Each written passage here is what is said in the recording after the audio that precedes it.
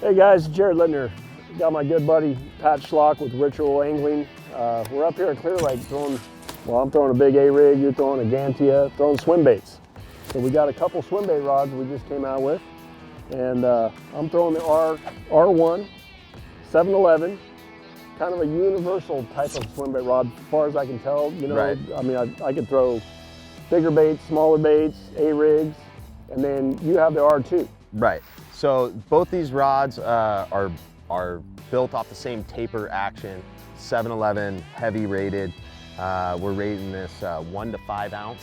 So there's quite a wide range you could throw on this, and we have in testing these. You can see by appearance alone, you got EVA grip construction on the R1s.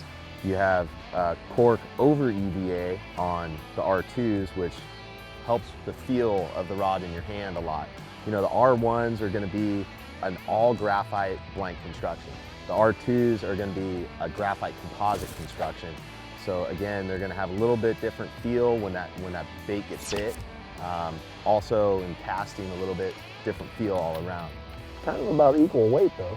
Yeah, they're very similar, you know. I mean, once you put a reel on the rod, you could really hardly tell the difference in weight. You know, both rods are gonna act accordingly for swim baits, A-rigs.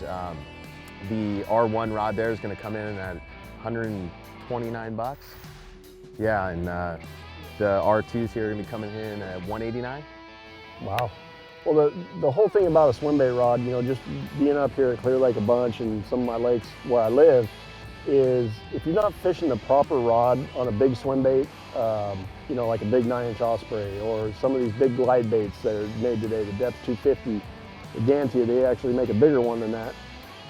If you don't have the right rod and it doesn't load right, you're going to lose the fish, you're going to get really frustrated, you're going to miss bites.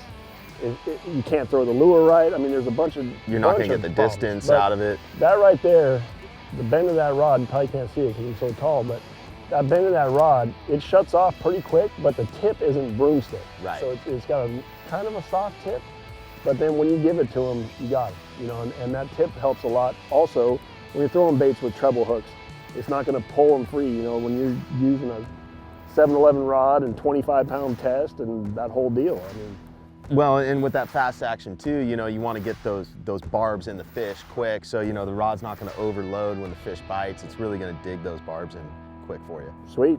Make sure and check them out on tacklewarehouse.com.